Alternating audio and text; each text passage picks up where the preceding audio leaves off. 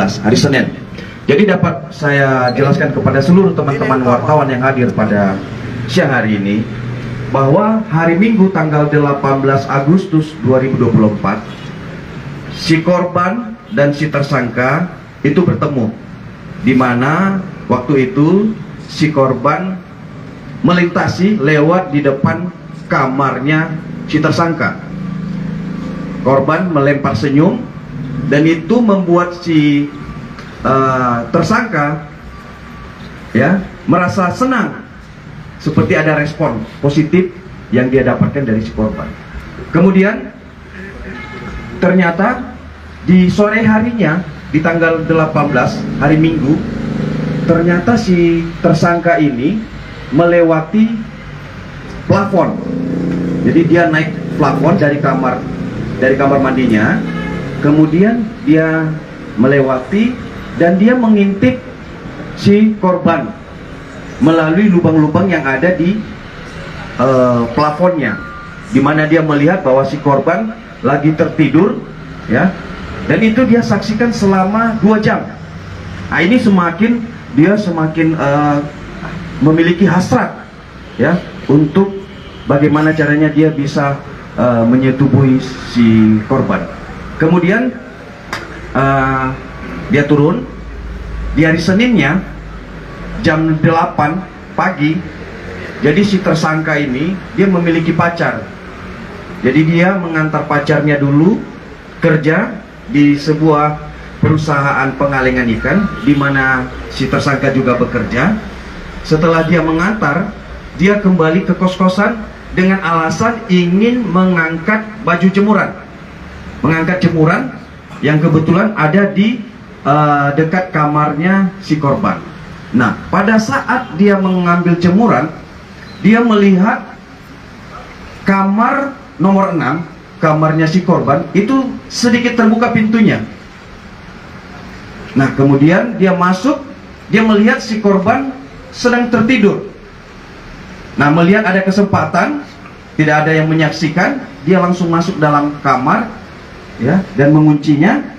Kemudian dia naik menyetubuhi si korban. Nah, pada saat itu tersentak si korban ini karena ada yang menindih tubuhnya, dia bangun dan dia hampir mau berteriak. Karena mendengarkan akan si korban mau berteriak, si tersangka menggigit pipi sebelah kanan si korban. Maka dari hasil visumnya itu ada bekas gigitan. Nah, sambil kedua tangannya mencekik leher si korban, ya, mencekik leher si korban. Setelah memastikan si korban tidak bergerak lagi dan dia mengecek tidak ada hembusan nafas, setelah itu dia menyetubuhi si korban sekitar 6 menit. Setelah itu dia ngambil handphone.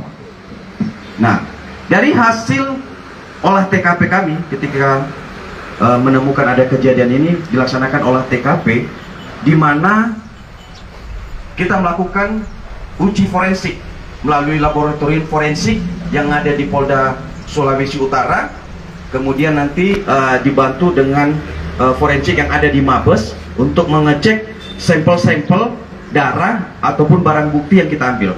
Jadi dari hasil lab kita mengambil pertama sampel darah si korban, kemudian ada bercak darah di kasur, kemudian juga ada bercak darah sperma, kemudian ada sperma, kemudian mengambil sperma yang ada di alat kemaluan si korban, ya.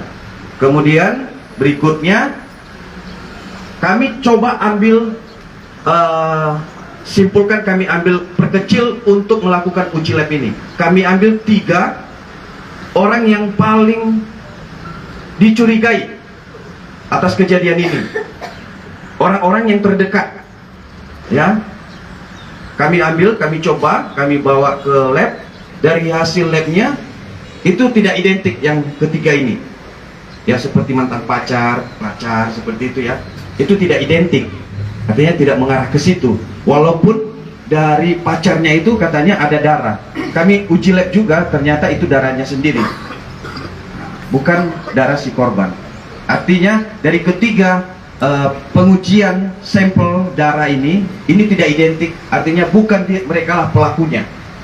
Kemudian dari hasil olah TKP kami melihat dan kami juga mendengar bahwa si korban pernah menyampaikan kepada mantan pacarnya bahwa sering debu-debu itu jatuh dari plafonnya ke bawah, ke tempat tidurnya. Nah, dari hasil itu kami coba cek TKP, ternyata ventilasi kamar mandinya itu agak sedikit terbuka. Kemudian kemungkinan besar pelakunya ini sering masuk ataupun melewati ataupun mengintip si korban. Nah, dari hasil olah TKP tersebut kami simpulkan, kami ambil satu deret semua yang ada pada kos tersebut, khususnya laki-laki, mulai dari nomor 1 sampai nomor 5 itu kami ambil sampel. Itu kami lakukan sampel dari seluruh laki-laki yang ada di situ. Pertama, ada satu orang yang identik. Tes pertama, oke, ini masih belum menguatkan kami karena memang ada aturannya sampai 3 kali. Kedua, identik lagi dengan DNA dan sampel yang diambil. Yang ketiga, identik lagi. Dari 3 kali uji lab forensik tersebut, maka tersimpulkan pelakunya adalah tersangka yang tinggal di kamar nomor 4 atas nama Akri, sehingga dilakukan penangkapan di tanggal 4 September dan dia mengakui juga perbuatannya. Walaupun kami tidak mengejar pengakuan, kami akan buktikan secara saintifik ya terhadap kriminalitas ini, dan itu dia tidak bisa mengelak dengan ada pembuktian secara ilmiah dengan saintifik. Kemudian kami tanyakan kemana handphonenya, ternyata handphone sudah dijual kepada temannya ya yang tukang servis handphone. Itu juga kami jadikan saksi dalam kasus yang terjadi, yang kasus pembunuhan yang terjadi dan pemerkosaan ini.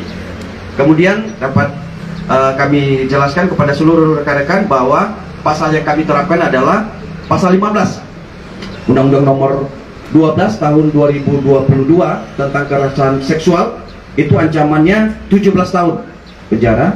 Kemudian pasal 338 pembunuhan, itu ancaman pidana 15 tahun.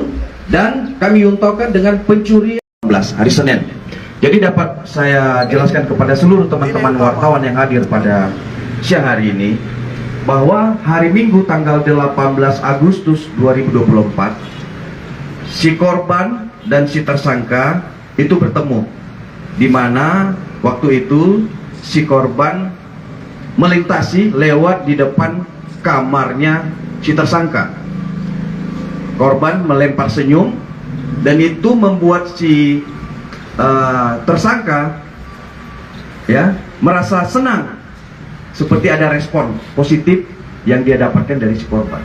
Kemudian ternyata di sore harinya, di tanggal 18 hari Minggu, ternyata si tersangka ini melewati plafon. Jadi dia naik plafon dari kamar mandinya, kemudian dia melewati dan dia mengintip si korban melalui lubang-lubang yang ada di plafonnya, di mana dia melihat bahwa si korban lagi tertidur ya, dan itu dia saksikan selama 2 jam. Nah, ini dia semakin memiliki hasrat ya untuk bagaimana caranya dia bisa menyetubuhi si korban. Kemudian dia turun di hari Seninnya jam 8 pagi. Jadi si tersangka ini dia memiliki pacar. Jadi dia mengantar pacarnya dulu kerja di sebuah perusahaan pengalengan ikan di mana si tersangka juga bekerja. Setelah dia mengantar, dia kembali ke kos-kosan dengan alasan ingin mengangkat baju jemuran, mengangkat jemuran yang kebetulan ada di dekat kamarnya si korban. Nah, pada saat dia mengambil jemuran, dia melihat kamar nomor 6, kamarnya si korban itu sedikit terbuka pintunya. Nah, kemudian dia masuk, dia melihat si korban sedang tertidur. Nah, melihat ada kesempatan, tidak ada yang menyaksikan, dia langsung masuk dalam kamar, ya, dan menguncinya. Kemudian dia naik menyetubuhi si korban. Nah, pada saat itu tersentak si korban ini karena ada yang menindih tubuhnya, dia bangun dan dia hampir mau berteriak. Karena mendengarkan akan si korban mau berteriak, si tersangka menggigit pipi sebelah kanan si korban. Maka dari hasil visumnya itu ada bekas gigitan. Nah, sambil kedua tangannya mencekik leher si korban, ya, mencekik leher si korban. Setelah memastikan si korban tidak bergerak lagi dan dia mengecek tidak ada hembusan nafas, setelah itu dia menyetubuhi si korban sekitar 6 menit. Setelah itu dia ngambil handphone. Nah, dari hasil olah TKP kami ketika menemukan ada kejadian ini, dilaksanakan olah TKP di mana kita melakukan uji forensik melalui laboratorium forensik yang ada di Polda Sulawesi Utara. Kemudian nanti dibantu dengan forensik yang ada di Mabes untuk mengecek sampel-sampel darah ataupun barang bukti yang kita ambil. Jadi dari hasil lab kita mengambil pertama sampel darah si korban. Kemudian ada bercak darah di kasur. Kemudian juga ada bercak darah sperma, kemudian ada sperma. Kemudian mengambil sperma yang ada di alat kemaluan si korban, ya. Kemudian berikutnya kami coba ambil simpulkan, kami ambil perkecil untuk melakukan uji lab ini. Kami ambil 3 orang yang paling dicurigai atas kejadian ini, orang-orang yang terdekat, ya. Kami ambil, kami coba, kami bawa ke lab. Dari hasil labnya itu tidak identik yang ketiga ini, ya, seperti mantan pacar seperti itu, ya. Itu tidak identik, artinya tidak mengarah ke situ. Walaupun dari pacarnya itu katanya ada darah, kami uji lab juga, ternyata itu darahnya sendiri, bukan darah si korban. Artinya dari ketiga pengujian sampel darah ini tidak identik, artinya bukan mereka lah pelakunya. Kemudian dari hasil olah TKP kami melihat dan kami juga mendengar bahwa si korban pernah menyampaikan kepada mantan pacarnya bahwa sering debu-debu itu jatuh dari plafonnya ke bawah ke tempat tidurnya. Nah, dari hasil itu kami coba cek TKP, ternyata ventilasi kamar mandinya itu agak sedikit terbuka. Kemudian kemungkinan besar pelakunya ini sering masuk ataupun melewati ataupun mengintip si korban. Nah, dari hasil olah TKP tersebut kami simpulkan, kami ambil satu deret semua yang ada pada kos tersebut, khususnya laki-laki, mulai dari nomor 1 sampai nomor 5. Itu kami ambil sampel. Itu kami lakukan sampel dari seluruh laki-laki yang ada di situ. Pertama, ada 1 orang yang identik. Tes pertama, oke, ini masih belum menguatkan kami karena memang ada aturannya sampai 3 kali. Kedua, identik lagi dengan DNA dan sampel yang diambil. Yang ketiga, identik lagi. Dari 3 kali uji lab forensik tersebut, maka tersimpulkan pelakunya adalah tersangka yang tinggal di kamar nomor 4 atas nama Akrim, sehingga dilakukan penangkapan di tanggal 4 September dan dia mengakui juga perbuatannya. Walaupun kami tidak mengejar pengakuan, kami akan buktikan secara saintifik ya terhadap kriminalitas ini, dan itu dia tidak bisa mengelak dengan ada pembuktian secara ilmiah dengan saintifik. Kemudian kami tanyakan kemana handphonenya, ternyata handphone sudah dijual kepada temannya ya yang tukang servis handphone. Itu juga kami jadikan saksi dalam kasus yang terjadi, yang kasus pembunuhan yang terjadi dan pemerkosaan ini. Kemudian dapat kami jelaskan kepada seluruh rekan-rekan bahwa pasal yang kami terapkan adalah pasal 15 Undang-Undang Nomor 12 tahun 2022 tentang kekerasan seksual. Itu ancamannya 17 tahun penjara. Kemudian pasal 338 pembunuhan, itu ancaman pidana 15 tahun. Dan kami untukkan dengan pencurian